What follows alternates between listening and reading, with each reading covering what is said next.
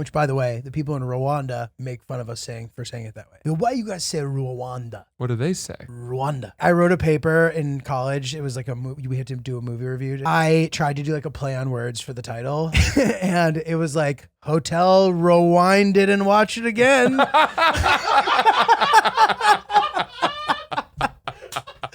Dude, the teacher underlined it, or the professor underlines it. It was like, it didn't really work.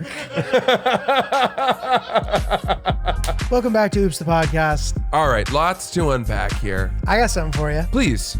Julio, I don't know where you came up with that idea.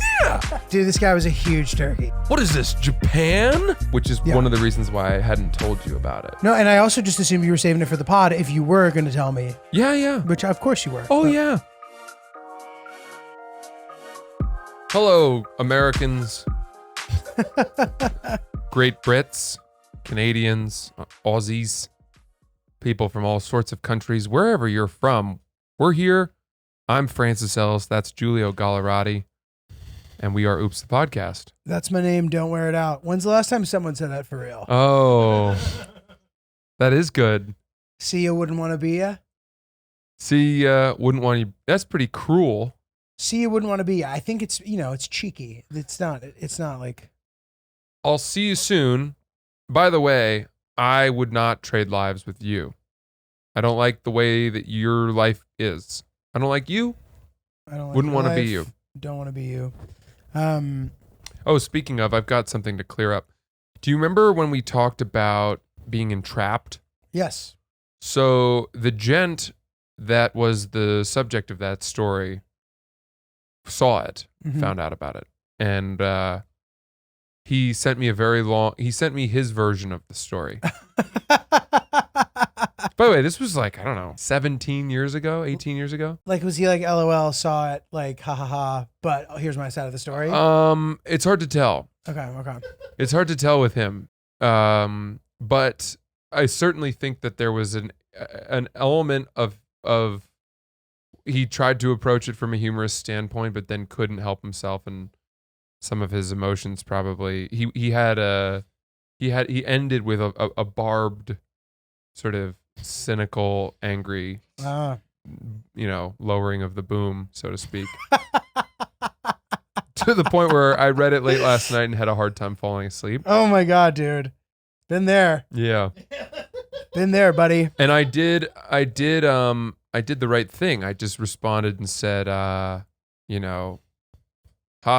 like, that's very good. Hope you're well.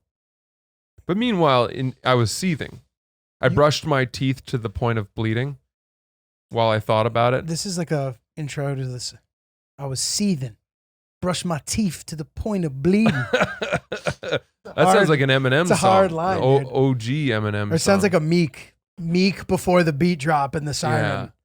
But I don't know if Meek Mill, if he talking about brushing his teeth would really be the right lane for him. I don't know. He might. Would he? He go, brushing 50 grand.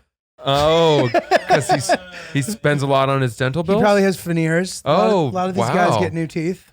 Wow. But, and he'd make sure that you know that he's paid the upper echelon amount. Uh-huh. 50 grand for my sins. Right. 50 grand for my wins. Meek Mill, more like teeth bill. Yeah. Something good. like that he could say. He could say that in his rap lyrics. And then you'd go on AZ Lyrics or Genius or whatever, and you'd highlight that portion, and someone would say, at one point, Meek Mill showed a receipt that he'd spent on his recent dental work for $50,000. Dude, but that's another thing that they do. They'll tell you the same. They'll say an amount of money and said what was bought with it, and he'll be like, whatever. Made 50 grand. Did it in my sleep. Made 50 grand. Spent it on my teeth. Nice. Then I'll show you the receipt.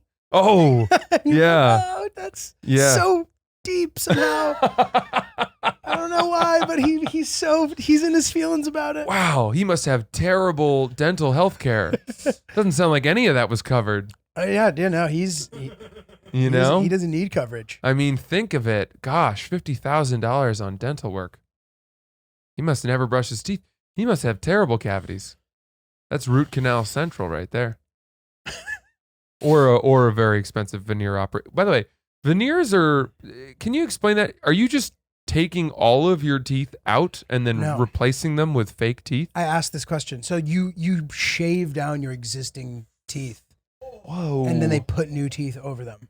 And this happens while I'm assuming, obviously, while you're Under, anesthetized. I believe so. And that is it quite painful when you come out of it? I don't know. I don't think so. Hmm. I know some people who've done it. I've seen people that have done it too, and it's so white. It's almost blue. The teeth are It looks quite like white. teeth that someone's shining a black light on. Yeah. Yeah. It's almost a little too much. But maybe they have different shades. I know some people who you wouldn't even be able to tell. Okay, that's cool. Which is interesting. But agreed. So it's more noticeable on some people than others, depending on like how much of an overhaul has been done. Right. Dude, another funny thing, rappers, I've noticed some of these like maybe smaller people, whatever, as far as like followings, they'll like brag about braces. They'll have braces and they'll brag about the braces, which I thought I was like, I don't understand. Why would you brag about braces? And somebody made the point to me. They're like, I mean, dude, braces are expensive. Oh. He's like, Are they? Really? Like, that bad? Braces got to be like 10 grand. Really? So maybe so he's like, perhaps like it's a flex still. Like they've spent 10 grand on their teeth. Damn. And I'm like, okay. That's That cool. makes sense. I wish those rappers had been around when I was in 7th grade. So I got my braces and I thought it was a death sentence. But weirdly, they humbled me, and actually people liked me a lot more. I got friend zoned. Did you have fun colors? I would switch it up. Nice. Switch it up, you know? The thing I don't like is when people do the white ones to try to hide them, but then for some reason. And you can tell it just looks like they look like a robot. Yeah. Hello. Like, what's up, dude? Ridiculous. And it looks like food is just stuck on their teeth. All right. Held there by a wire. Popcorn remnants. That's another whole thing that I think is just going to be completely different by the time we have kids. All right. I don't Hopefully. think they're going to be doing braces that way anymore. What, have to do like the back ones? They'll just have some kind of much less visibly unappealing situation. Yeah, that's like even better than even Invisalign is like very noticeable. Yeah. Not that it's whatever, like it's great, I guess. And maybe it's different depending on how well you take care of the stuff. Yeah. Sometimes they start to get yellow. Ugh. Yeah, it's kind of gross. Hey, what do you think of this straw hat I'm wearing? I like it. Nice little hat. Yeah, so I got this for our safari. Yeah, that's cool. And so it's very safari chic. I was trying to toe the line between sort of obviously I don't want to look like a colonizer, but I do. Bro, you look like a fucking DJ is what you look like. Oh, is that right? Who was here to party tonight?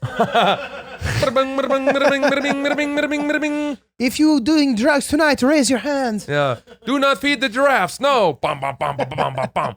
If you fucked today, raise your hands. And if you're going to fuck today. Dude, I can't compete with Julia when it comes to like Euro stuff. Cool experiences. Cool guy over here. I just completely made up that No, scenario. you're cool. You're cooler than I am. You look cooler than me. No, I'll I tell look you like a that. doofus. I'm trying to toe No, the it's line cool, between dude. like colonizer and Dora the Explorer. That's fun, yeah. Or her dad, Nigel was his name, I think. Nigel Thornberry? Oh, I'm blending worlds. Yeah, Nigel you're right. Thornberry, yeah. Nigel Thornberry was the Wild Thornberries, but they were an adventuring safari kind of family, right? They were an adventuring family. Yeah. So let's say colonizer and Dude, Nigel it's Thornberry. not a colonizer hat to me, dude. It's more like it's like a Hannibal Lecter hat. It's like But you could see some guy, a French expat with a sugarcane farm and playing croquet, lean wearing this forward hat. again. Yeah, I guess you're right. You know what I mean? Yeah, I guess you're And I don't want that. I don't want to be offending people. You're goes to the you're definitely past. not, bro. But I do need some sun protection. And this hat. You can fold it. It's a really high quality straw, soft. You can roll it up and put it in your bag. So that's why I got it. I don't think you should worry. This is funny, dude. Like this reminds me of something. When I was in Rwanda, which by the way, the people in Rwanda make fun of us for saying it that way. They go, why you guys say Rwanda? What do they say? Rwanda. One word? Rwanda. Well, maybe I would never do that. I still say Rwanda. That's just how I say. You know what I mean? Rwanda. I'm not going to be the guy who like corrects other people. Rwanda. Rwanda. That's so close. I say, but I've never done that. I just want you to notice. You're saying Rwanda? I've continued to say Rwanda. Yeah, you don't I get say Rwanda to you, and I'm not subtly trying to correct your pronunciation. You don't see too many words that have an R and then a W. Very rarely. In fact, I can't think of one. any. Star Wars, but that's 2 words. Car wreck. Dude, when I wrote a paper in college, it was like we had to do a movie review to tell you this. So I tried to do like a play on words for the title. And it was like, Hotel Rewind it and watch it again.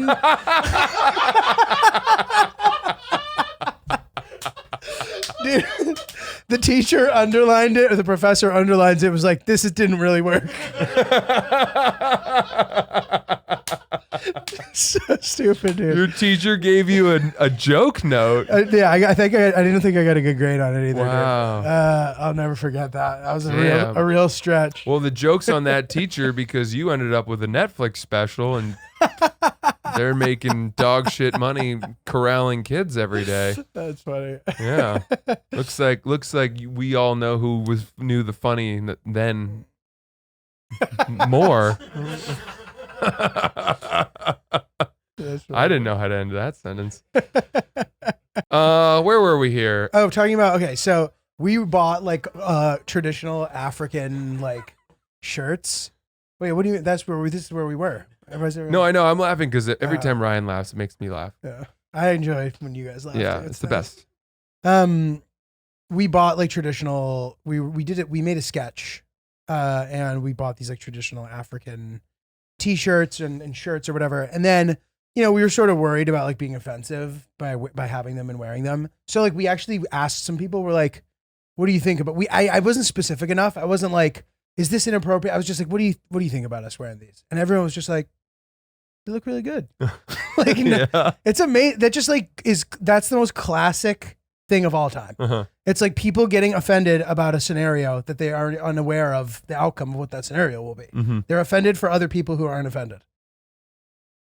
I know it's like that's a hot topic in general, but that's a specific experience that resonated with me in relation to misconceptions about your hat and other clothes that are taken the wrong way. Yeah. I hear you. Hey, everyone has their opinion. Yeah. Yeah. That's true. Okay. So we talked about Meek Mill, Teeth Mill. We talked about your hat. Where were we going before that? Nowhere. We had nowhere to go? No, I mean we can find another place to go. We could go somewhere. Yeah. What was the first thing we said?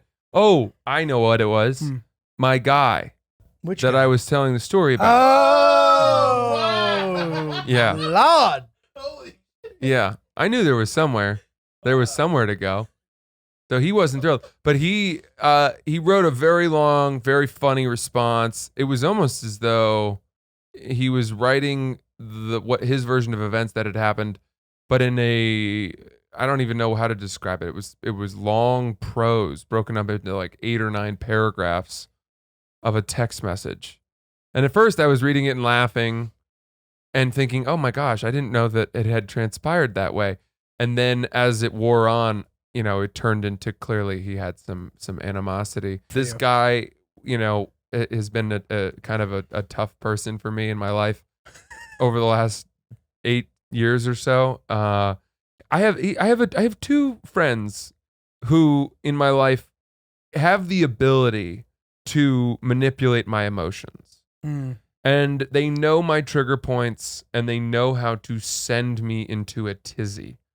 And I think it's one thing for a lot of my friends know that. You probably know that. What do I know? You know what I'm sensitive about in a way. It's funny. I more know when you're more likely to be sensitive as opposed to what you're going to be sensitive about. Fair enough. If that makes sense. Okay, so you're saying sort of times. There are scenarios where I'm like, this is like it's like yellow Code alert. yellow. Yeah. It's not bad, but and proceed with modest caution. You choose not to punish me in those moments. You withhold your ammunition.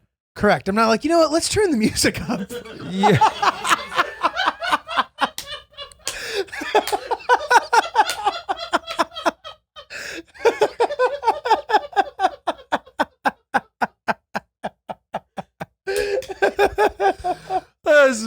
funny. That was such a good example. Oh my God.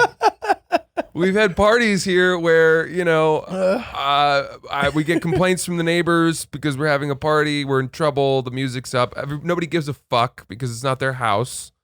And then those drunk people at the party will go to the DJ and be like, turn it up. And then I have to go to the DJ and be like, no, do not turn it up. We have gotten noise complaints. We want to continue to live here in good standing. Please do not. And therefore, yes, that's a great example. So you choose not to, light the match that will send me burning, within myself. And by the way, my code red is not some like violent, combustible, volatile person that must be avoided. It's just a lot of the time it's like it manifests more as like, all right, now my mood is done. I'm toast. I'm going to retreat into a barrel of self-loathing. Yeah. I'm not going to want to speak to anyone for a while, and it'll take me a while to sort of recover from this funk that I'm in.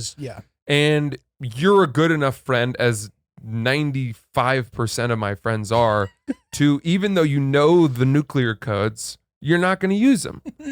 Whereas I didn't take them with me when I left the White House. Yeah. Yeah, to your golf course. And yet I have two friends in my life who have known me a very, very long time, and therefore have learned the nuclear codes. One used to use them a lot because I think he just was sort of, he enjoyed, it was almost an anarchist's, joy, where he just wanted to light the match and then watch the world burn for his own amusement. Or perhaps it was because he enjoyed playing puppet master with my emotions, right, and et cetera.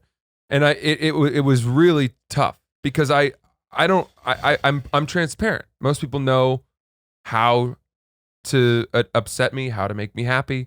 I'm forthcoming with that. A lot of people don't bear their weaknesses, but I'm very open about that.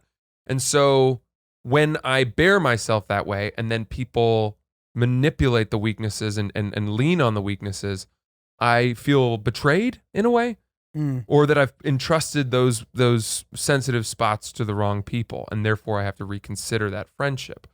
Well, yeah, it's. I feel like betrayal isn't the right term. It's why would someone be antagonist? It's so antagonistic, and like, it's fucked up. It's like, why would they do that to you? Like, why has this turned into what's the retribution for? I think what have I done? I think that at least one of my friends who does this, I think his response would be like, you shouldn't be so sensitive. I'm trying to toughen you up. Maybe. It's so toxic. Well, let me say that in his defense, over the years, he has kind of done it less and less, and now it really doesn't do it at all. That's it. I would just say that he's become a better person. Growth. Yeah. Love to see it. Which is nice. Yeah. He's almost divorced himself or weaned himself off from any bullying tendencies. Whereas this other guy, who is the subject of that story, unfortunately has kind of trended in the wrong direction, and over the years has kind of done this more and more. And it's so strange to me that I allow it to affect me as much as it does.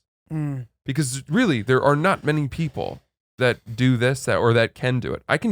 Someone can say something to me that is a very hurtful thing, and it won't stick with me. It won't sit as the pebble in my shoe all day. Totally. Yeah. I'll shake it off, it goes off my shoulders, whatever. You're super resilient in a lot of ways, but yeah, everybody has their shit. But yeah, dude, when I have friends who have stuff like that, where I just try to like avoid. It's funny. I almost try to avoid triggering their triggering of me. Like, I know how to make them behave in a way that annoys me. Yeah. And I avoid those kind of. Well, you're seeing 2 moves ahead. I'm attempting to. I don't always see 2 moves ahead. Well, this is a different scenario. This is like the first move is being made by them for some reason, apparently. In their mind, perhaps you made the first move. They probably did. You were just existing, and they are reacting. It sounds like could be, but the point is, the way that I told that story about being entrapped, I told the story about the beer pong. Said my friend went upstairs, checked with the parents after I had told him I'd been given permission, and then came back and sort of caused me to walk into the web of my own lie and ensnare myself right. to then say, I just checked, you're lying to me. You guys were in high school? Yeah. Yeah. But I don't think we were deep. I think we were juniors, maybe. Right. So like maybe seniors. So it's interesting. It's funny to me that, I don't know the tone of the message, but things that happen in high school are typically water under the bridge. Across the board. That is absolutely the correct takeaway. I think back to a lot of, it's amazing to me. And telling a story, like, granted, you told the story, but this is what we do here. We tell stories. We tell stories, and we I talk didn't about say things. his name, and there was only one person I know who listens to the podcast who could possibly have connected the dots to that guy, because I know that guy doesn't listen to the podcast. Maybe he saw the clip. No. No? The guy who listens to the pod sent it to my buddy. You know that? Was like, is this you? Yeah. Oh. But I don't, that's fine. Yeah. I don't have any problem with that. It was a funny story. It is. It's a And great by the story. way, I don't even think I said anything bad about the guy doing that. So his side of that story, though, which is kind of funny, Mhm. and again, hopefully you've listened to this or seen that clip, but his side of the story, which, by the way, I didn't know until yesterday. We'd never talked about that. Yeah. Do you want to, like, in 10 Sure. seconds, explain the thing? I was at a high school party. I wanted to play beer pong in the laundry room of this house. We had done it many times before. That was the room where we played beer pong. I started telling people at the party, like, hey, we're going to go play beer pong, blah, blah, blah. And then my buddy came over and was like, no, you can't. We've been told we can't. And then I said, no, I checked. It's all good. Or it's all good, right? Something like that. And then he goes, oh, really? You were told that? And I said, yep. And then he went upstairs, checked with the parents. They said, no, that's not okay. He came back down. And instead of saying, dude, I just went and checked with them again, and they said it's not okay, he goes, so you checked, Right, and it's right, fine? You right. checked with the parents? Yeah, right. And I was like, yeah, I did, as I'm setting up the cups. And he was like, really? What did they say? Right. Yeah. He has all the information he needs. And he's For the trying to- record, to have the patience at that age to construct a trap of that depth is impressive. Yeah. I didn't have that. Right. I didn't have that it's ability it's at that like age. He's a cop. But that said, so that was the story I told, and of course So fast forward, his side of the story was this, which I didn't know until last night. That when we had this party, he had been told expressly by the parents, the only thing you guys can't do is play beer pong in the laundry room. It's like, that's the one rule. According to him, he said that's the one, that's what the one thing the parents made sure to say. And therefore, when I was like, hey, everyone, we're playing beer pong in the laundry room, he was like, what? That doesn't sound right. And he goes, did they really say that you could play? And I said, yep. And then he went upstairs because he was mad that they would have told me a different thing than they had told him. Okay. So in his words, he was like, why would I'm going up to sort of check on this thing that seems to be a double standard? But then sure enough, he was like, did you tell Fran he could play beer pong? The parents were like, no, absolutely not. So then he walked back down and it's not a terrible side of the story, honestly. It isn't. It sounds as and if it it could make made sense. me feel kind of glad to know that wasn't as evil and sort of manipulative as I had thought. Good. But it still doesn't change the fact that he then came back downstairs and made me stick my own foot in my mouth. True, but now it's a different kind of sticking the foot in the mouth, because still, he's like, did they really? No. What he could have done is been like, dude, they had told me before that there's no beer pong. So I was surprised that they would. There's no incentive not to explain that, is my thought. So then for me, he goes up, double checks, gets clarification from the parents that I have in fact Exactly. lied to him, or that you got or that I'm just wrong, or that you got clearance later in the evening somehow. and that I didn't. Right? It turned out that you didn't, but he wanted and to he check. gets that clarification. He's gets like, it. "Oh, you Yes. didn't." He's just full of shit and he's trying to party. You're right. He could come down and be like, He "Yes." then comes back down and he's like, "Dude, I know you're lying to me.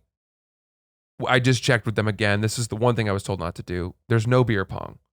Like I just checked." Instead of what he did. Right. You could even, which was, now I need you to lie to my face so that I can humiliate you. Right. Which is very devious. It's just adding another wrong. It occurred to me that I don't have a whole lot of friends from my life prior to college coming to the wedding. In fact, I don't think I have any. Interesting. I have no high school friends, no middle school friends, nothing. And there's two reasons for that. And one of them reflects something you just said to me, which is that I was not a fully realized version of myself until after college. And even then, I would say each day of my life, I am the most fully realized version of myself. Right. So I have been a work in progress my whole life. And I'm not proud of a lot of the mistakes that I made.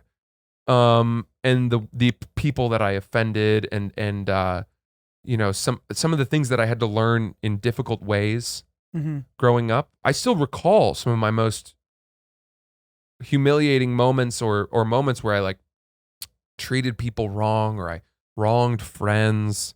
One time, this is a very, very dear friend of mine from high school. I remember it was prom, senior year, and there was a girl that I wanted to ask to prom, who was a good friend of ours, and I knew that he was friends with her too, but we hadn't talked. I didn't talk to him, and it was like kind of known we would probably all go to prom together as a group, 6 or 8 people or whatever. But I just went ahead and asked her, and I didn't tell him first. And I remember him coming up and being like, "Did you ask her? Oh, okay." And to this day, I'm like, why the fuck didn't I clear that with him? He deserved to have that cleared. Right. Listen, you live and learn. I know what you mean. But these kinds of things, right, where you make the mistake and then maybe you make it again and then you stop making that mistake. And then you make a series of other mistakes and you just perfect yourself. It's like anything. Muscle memory. You're like, "Oh, I was about to make that mistake that I've made a couple times before, and now I've learned not worth it." People who continue to make mistakes like that are just assholes throughout their life, and that sucks. There are people like that. But all of this is to say, Julio, that the friendships that I've made since college, I like to think that I've gotten better. I'm getting better as a friend, and therefore my friendships are deepening. And in fact, one of the reasons I bet that we are so close is because you met me at a time when I'd already kind of cleared a little bit of that bad behavior out of my system or learned from it. Not that but I was how bad were you, dude? Like, I had. It's an unusual thing to hear from someone. Like, I'm glad we met when we did, because before I was like a bad guy. Let's put it this way. No, and I don't think I was a bad guy. I think I was just young. Right. I was just young. I was making young mistakes. Here's an example. Very dear friend. One time, and I think I've told you this. I think I know what you're going to say. I sort of like one summer met a girl that he had dated many, many years before, and I just didn't even think twice about it. We sort of dated a little bit, me and the girl, and then he found out and was like really upset about it, and I sort of didn't count his feelings. I just said to myself, well, that's absurd. The statute of limitations has passed on dating friends' exes. Meaning enough. Like I should be in high school. I should be fine to do this. He should get over it. Because how long had it been since they had been together? Quite some time. A while. I don't want to. Really. He's still a guy that I love, and he's forgiven me, and I've realized the error of my ways or whatever it was, and but that was one where like stuff like that would happen, just sort of violating the most perfect way to have handled situations. Okay. I'm not saying they were I'm not saying I was like a full-blown terrorist. Yeah. I wasn't going out and trying to hook up with guys' girlfriends that they were dating. Mm-hmm. But who knows? Just random things where you learn the ropes. You learn where the dog bites back, and you're like, oh shit, okay, yep, that was my bad. Yeah. I mean, dude, listen, we've all done bad things, and I can't tell. I'm having trouble telling if you are just being neurotic, like. Of course, how could you possibly have handled everything perfectly? Or, if you did have a solid little rap sheet at one point. I think maybe I did. Maybe you just know within because you know secretly that you used to just like not care about other people's feelings.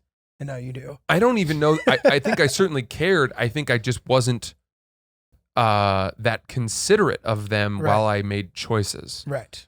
And then after the fact, I would be ashamed or apologetic, and I would be earnest about it. I meant it, but I never saw it ahead of time. Mm-hmm. I was very impulsive. Mm-hmm. And so the reason I say that is because on the eve of your wedding, there is definitely a realization for me of like, well, okay, yeah, I'm not inviting any of my friends from before college to the wedding, and a lot of those friendships have fallen by the wayside.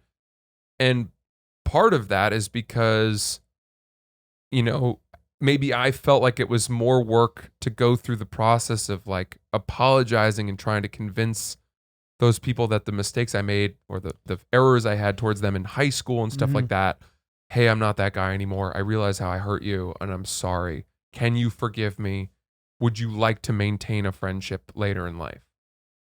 Even though we don't live in the same place, even though we're not going to see each other very often.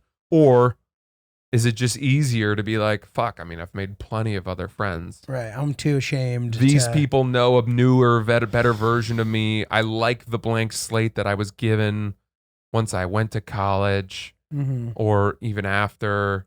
I like reinventing myself. I like the version I am now.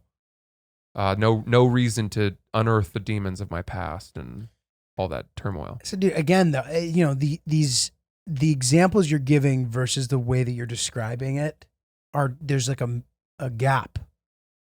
Like the things you're describing are just like kid things. It's just like but dude, I'm telling you, it's weird because what you see is that a lot of people are extremely close with the kids that they went to middle school and high school with. Those may be their friends for life. And so your receipt list. But from where? But like, what people are you talking about? Are you talking about your current friends? I feel like a lot of my friends who I met here, like, it's easier to maintain that childhood friendship when you're from the place that you still are. Yeah, that's especially true. If it's like New York City, like you have a leg up because you go to school with these kids and like you have this like strong identity and this like life that like everybody else sort of wants, but you had it already.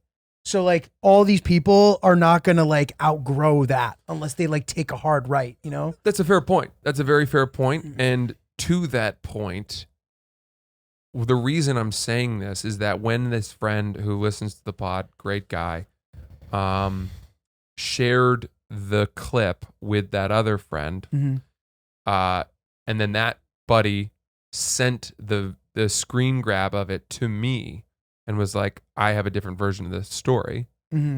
I saw from that screen grab that they had a group chat, which was, it was like when right after school, 5 of us went on a Europe trip together and we were all pretty close.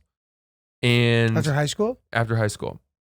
And in fact, the name of their group chat was a joke that was originated on that trip. And there was an instant second in me where I was like, oh, I'm no longer part of that. I'm no longer part of this friendship that they've all maintained for 15 years? 15 years.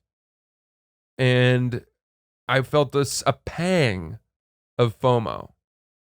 which was What's a pang? just a stitch. A little bit. A stitch of, I've been excommunicated. A little bit of FOMO, yeah. Which was quickly replaced by not a, well, fuck those guys, I don't need them, I've moved on, but rather a realization of, well, maybe I wasn't right for that group. Or it's great that they're all still close. I'm happy that they're all still close and they maintain this. And, I've grown in a different way.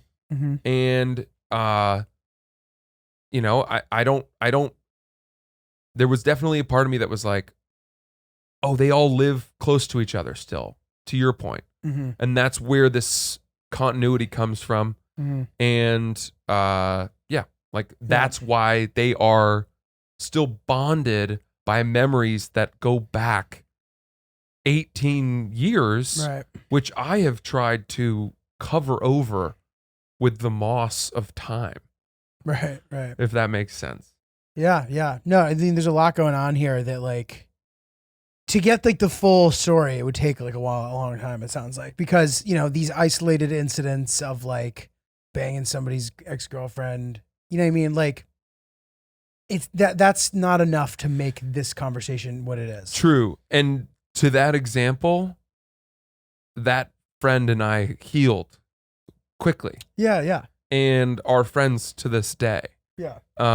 And that was a friendship that was made later in life at a time when I just think you can accept people's flaws and mistakes and forgive people for them. Mm-hmm. Because we were all more, as I said, more fully realized versions of ourselves, which hopefully means we've learned the healing power of forgiveness and letting things go.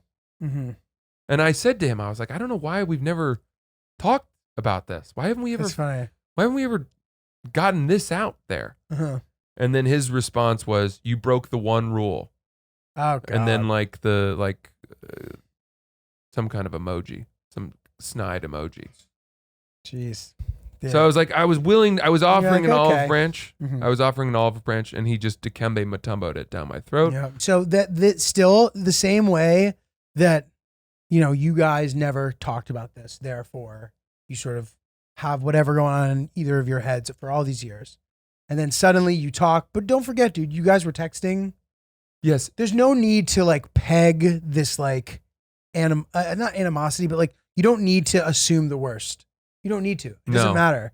So like maybe he meant well. Maybe he was being funny. The problem It's is possible. The problem is And that I don't know yet. No, is that moment was a nothing moment, regardless of whether we had ever told each other the different sides. In the years since, there have been probably 4 to 5 other instances Got it. where, as I said, he has employed the nuclear codes. Got it. And it just, at some point you just have to say, this isn't really a friendship anymore. This is like a weird, I don't know, masochistic thing for me to keep allowing someone to have this much power over me. Yeah. I can't, and therefore it's, why would anyone allow that? Totally. It's not worth it. Totally. Well, dude, fuck. I'm sorry that bummed you out. No, listen, I woke up this morning totally refreshed, new day. But I was tossy-turny in my mind all day yesterday, and it cast a pretty dark pall over the day, which was otherwise a very good day. We went and played tennis. Oh yeah, you sent me a pic. Played some tenny. Loved it. Sierra's really coming along, man. She's starting to bash her backhands. Love it. I'm talking deep. She's, Bashing. trying to hit passing shots. Francis at the net. Yeah. Hit it where I'm not. Yep. Yeah.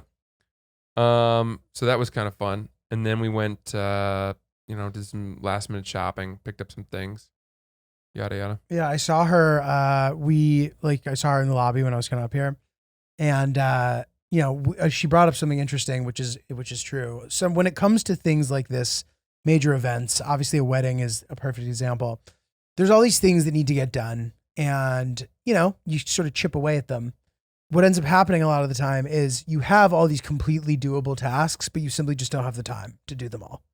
So suddenly now, like, these little easy things become hard because they require time. They require, dropping something off, Trips into the city, getting something tailored, getting something sewed, going to your last appointment, going to this and that. Like, it's amazing how when crunch time hits, it really becomes a bit of a doozy. Dude, I gotta say, nothing has made me feel happier in my life, and this is controversial, to be a man than preparing for a wedding.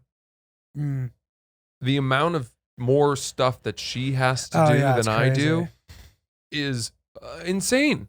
And just from like a self-care standpoint, like, gotta get a manicure, gotta get a pedicure, gotta get her hair done, and all these little things. Like, I'm just like, all right, try not to eat too much bread in the last week before the wedding. Stuff that's like kind of it, Got my hair cut a little. That was it. Yeah.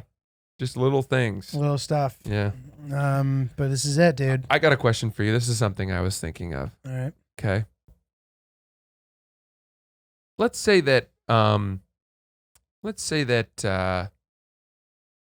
do you think Hillary could beat up a woman who was sort of the same size and I don't know, not weight class, let's say? Yeah, probably. She'd win that fight? It depends who, but it's possible to assume she could. Yeah. She's got that in her? Yeah, she's athletic, strong. And if you push her, she can maybe get. She would? Enough. She'd start swinging? I don't think she would do it. I think if she like absolutely needed to, there was no other option than she could. But I don't see her just looking for a fight. I don't see her breaking a beer bottle over the side of the bar anytime soon. Yeah. I was thinking about that. It's like, is it an attractive quality knowing that, your girlfriend could beat up someone else's girlfriend? Is that something you want?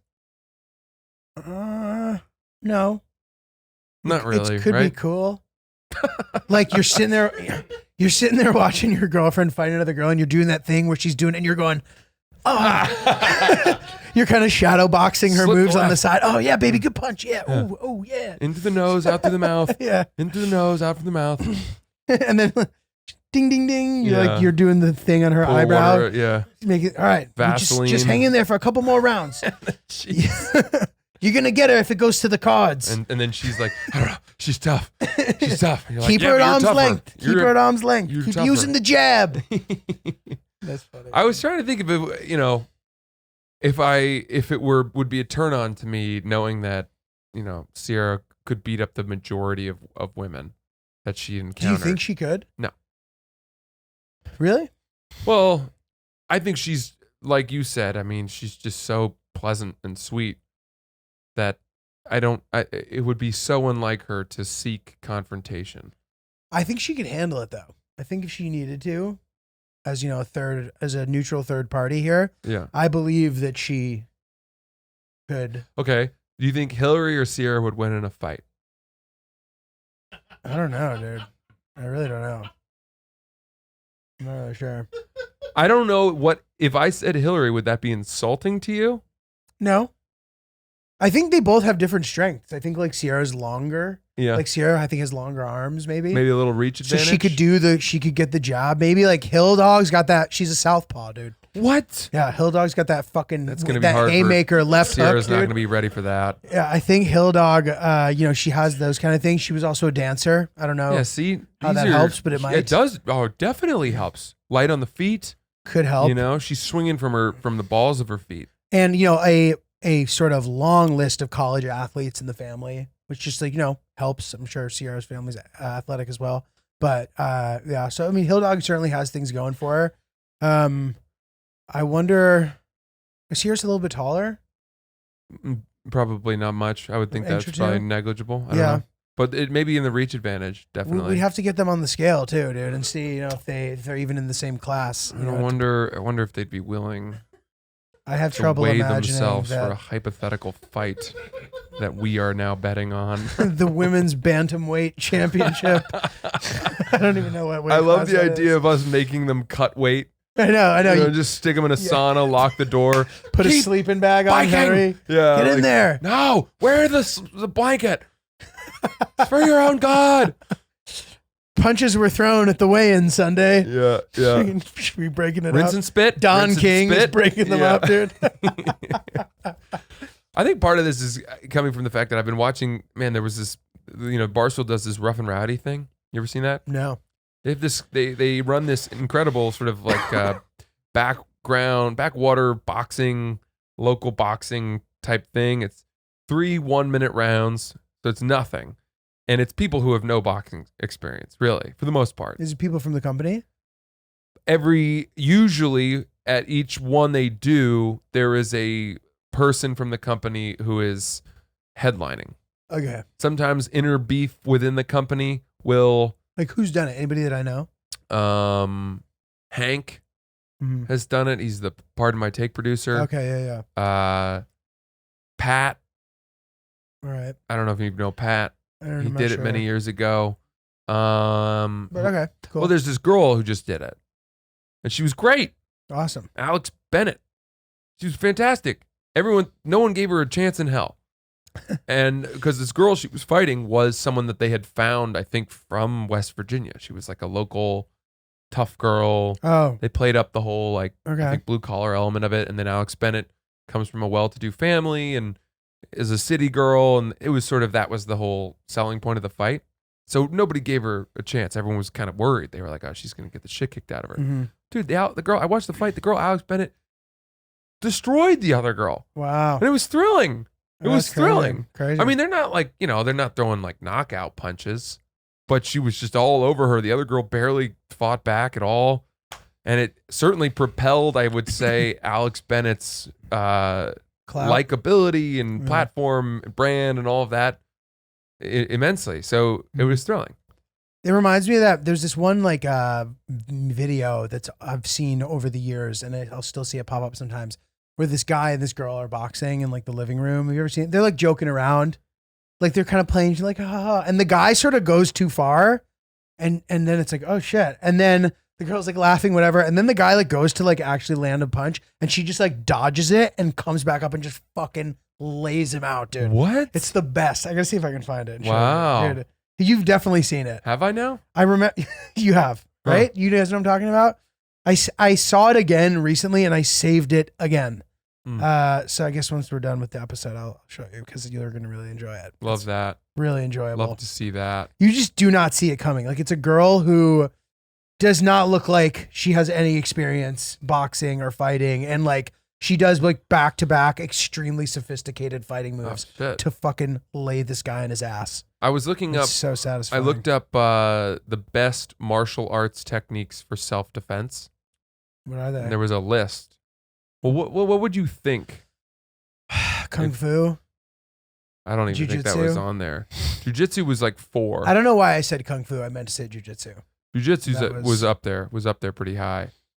Um, And then number 2 was Krav Maga. Oh, that's like the Israeli one. Yeah, but I've taken a Krav Maga class. It's such a silly sounding I know. technique. But dude, it's not silly at all. Krav Maga. The thing about number 3, by the way, was mixed martial arts. Okay. So I think that's probably just like a blanket Combination of combination of a lot of different things.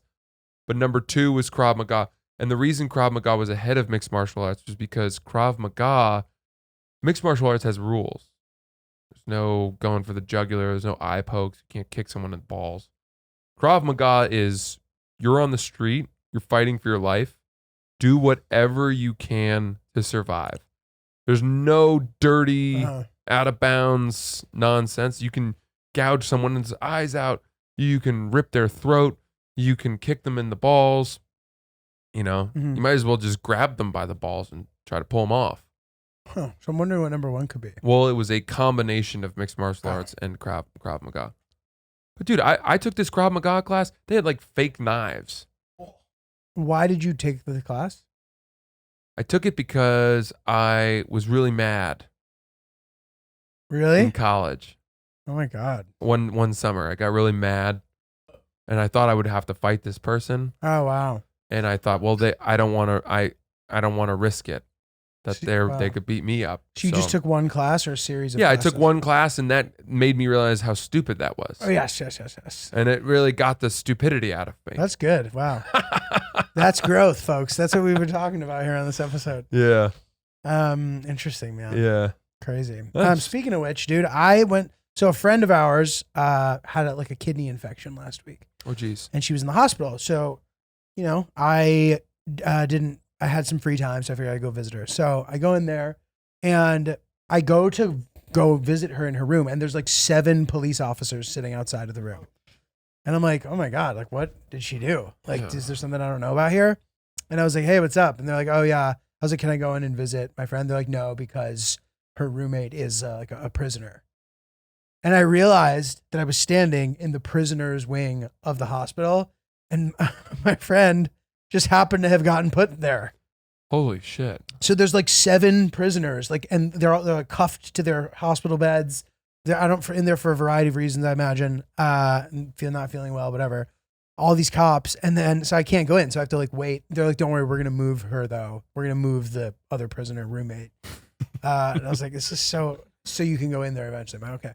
And while this is happening, there's another guy in one of the other rooms just insulting everybody. He'd be like, "Sir, you need to calm down." I'd be like, "Shut up, you fucking." Insert the most insulting thing you can think of over and over again. And it was just kind of funny, dude. Dude, I love the idea. I love the idea that your friend, rather than having a kidney infection, was having a baby and having to endure, contractions and labor while splitting a room with the person who's like, fuck you, you fucking piece of shit. I know. Like, could you, because, hopefully that doesn't happen. No, I know. I just think that's. I know. It's bad enough to have to split a hospital room with someone who's like taking naps the whole time. Dude, this girl's funny too. She has a good sense of humor. So like we'd be sitting there talking, like making, because I wanted to visit, and we're like very good friends, but this is like Hillary's friend too, right? So like we spend tons of time together, but like it's still the type of thing where like I don't think we've ever sat in silence alone together. Yeah. So she's not feeling well, and now. I almost feel like she feels pressure to make small talk. So I'm kind of like, I'm not going to stay here that long. I'll let her like rest and feel better or whatever. But like, we'll be trying to have this little small talk. Like, oh yeah, like what were you going to do this weekend? Because she's now in the hospital. She's like, oh, and like, while she's trying to tell me, we just hear like,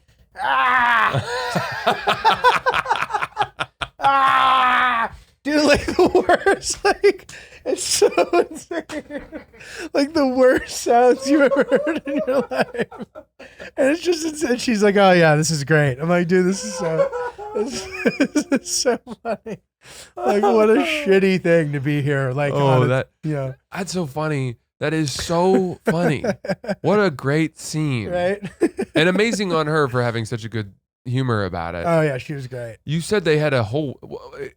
Was it a wing, or it's just where they put the rooms where they put the prisoners? Yeah, it's where they all happen to be, and the cops are all kind of out there hanging out. There's like 7 of them in there. I'm like, how dangerous are these other women? Yeah. Like, so it was all female prisoners? No, it wasn't actually. So there was more female than male, but there were men too. So it was probably like 4 women, 2 men scattered across a few rooms. Wow. And yeah, dude. So, and it's just funny that like health stuff is such a like neutralizing, it can be like dehumanizing. Like it takes you immediately out of anything that like makes you human, quote, like by, our brains being unique, whatever it is about humans that set us above other animals as far as intelligence or whatever. Right. It sort of like takes all that away from you. And now you're just like in your fucking not prison, you're in your hospital gown, right, and you're sick, and like your whole life and all your friends and all the this and that, like none of that matters in that moment. Yeah. And that's sort of like a weird, scary thing. Well, it's funny you say that because I still remember when I was really sick and I was in the hospital when I was in 7th grade, I had that septic joint, the blood poisoning, staph infection thing. And I had a few friends come and visit me. And I mean, I looked bad. I was not doing well. Lot of tubes. Lot of tubes. Scary. Lost a ton of weight. And the girl that I had been kind of, IMing, flirting with, 6th grade, like what the hell did I know? But that I liked and who liked me before I went into the hospital and left school, which made it a little hard for us to keep Oh yeah. You know. People that age are pretty fickle too. Yeah, they move on quick. It's like, oh, that kid that I liked is dying. Oh well. I'm not gonna see him in math class Well, I'm anymore. not dying, Yeah, so, like, you know. guess I'd better move on to Noah, Yeah. who also liked me. No, but she was cool, and she came and visited me, and I remember my parents like giving me like a sponge bath, and even at that age, I was like, guys, what's the point? Oh God. Like we're putting lipstick on a pig here. Like I'm not at my best. She's seeing me, you know, in a hospital bed. Like Yeah. I'm not like, oh, I'd better do my hair. You know Right, what I right, mean? right, Like right. I just remember being like, I really don't want her to come, but I guess it's nice that she is. I don't know. Yeah, dude. Fuck. You know, what are you Kind of gonna a do? grown-up move for her to come see me in Yeah. 6th grade in the very, hospital. very caring Looking and back, sweet. Yeah, good for her. Very caring and sweet, dude. It was Chelsea. Good old Chelsea. Yeah. Bless her heart. Soccer star. I bet she was. Yeah. Yeah. She was Love it. good. Good at it. You guys are like Ronaldinho and Mia Hamm dating Yeah. or something. Nomar Garcia Parra and Oh me. yeah, that's right. Oh, they're actually a thing. They're married. They're married. With kids. What do you know? How about that? How about that? How the world turns. All right. Well, Yeah. that's a good spot to. That'll do. That'll do. That'll do. What do we got, Ryan? Facts with Ryan. Facts with Ryan. Were they lying? So, Facts with Ryan. real quick, in college, I also took a Krav Maga class my senior year. Oh, this is a personal fact. Hillary with has Ryan. also taken a Krav Maga class. Then by the way, she's winning the which fight. we now should realize. Yeah. I'm going to tell Sierra to stay away from her. Yeah. Ryan, Don't, continue. It don't was- poke the bear. It was really cool. Pretty much, we were just choking each other and a couple hours a week. Me and my buddies, we had a good time. But the instructor that we had, he was outsourced from a small Krav Maga gym in Connecticut. And on the first day, he told us that one of his students, or one of the members of his gym, was this small, petite girl.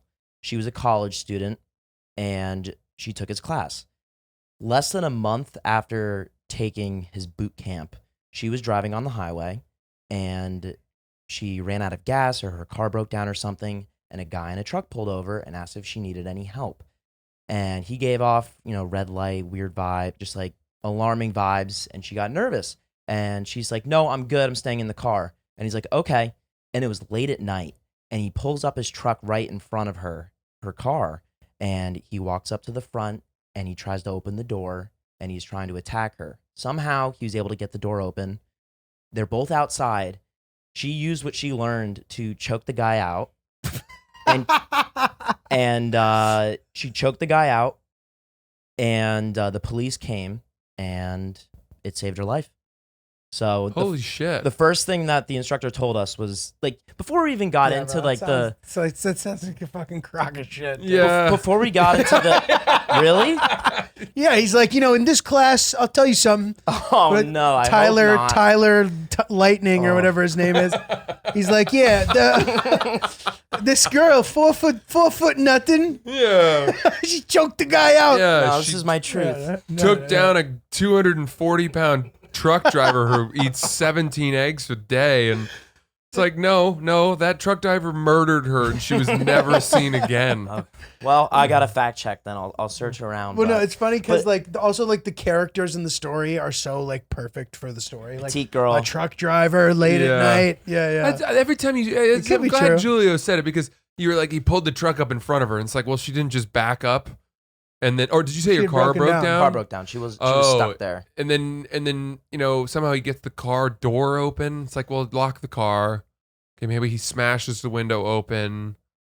They get out of the car. I don't know. I just see him winning that fight. I don't know why. Okay. How does she choke him out? How? Using the Krav Maga techniques She- that he she had learned get in on a his 10-week seminar. Back? I don't remember. Now I'm starting to feel bad about No, this dude, being my truth. This isn't your fault. This is Facts I with bel- Ryan. no, we More like believed him. lying, Yeah. Ryan. No, this is not a lie. This is a truth. This is my truth. It could be wrong. but your truth or not, they're valuable lessons. I'm sure that That's have been true. learned, and it's okay to question what we know to be true. Ryan, Yes. We all Growth, believed him, right, guys? And Growth. regardless, the chokehold move, we would do it to each other, and we would set a limit as like 15 seconds, and we would push our limit to see how much we could handle before passing out. Did you pass out? No, but I like last second. Tap out. I held on pretty long, and it was Seeing fun. stars, yeah. It was fun. So That's like your version of me holding my breath in the Soho House pool. yeah, Like Similarities, going down yeah. there. Yeah. yeah. So Picking quarters off the bottom of the deep end. Look, guys, look, while you're holding your breath under the water. Virginia. Virginia.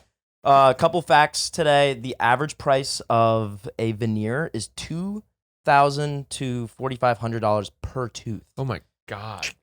And I think you have to Crazy. replace them after a certain amount of years. I don't think they last forever, so you got to be able to afford them long term. The average price of braces falls between $3,000 and $8,000. And Cole Marquez is Dora's dad. Cole Marquez. Not Is Dora the Nigel. Explorer's dad. Not Nigel is Thornberry. yeah. Oh, no, Dora's dad. Okay. Dora's dad's What is it again? Cole Marquez. Cole Marquez. Mm. Now we know. Lovely. Love it. Very good. Very good. I'll be in North Carolina at Greenville and Charlotte at the Comedy Zone. Come to that. September 29th to the 31st. FrancisEllis.com for tickets. Hope to see you guys there. Cool. I'll see you guys at the Stand on Thursday. Looking forward to that show. That should be pretty sweet. And the Evening Muse in Charlotte, North Carolina, October 20th. Ann Arbor, Blind Pig, November 12th.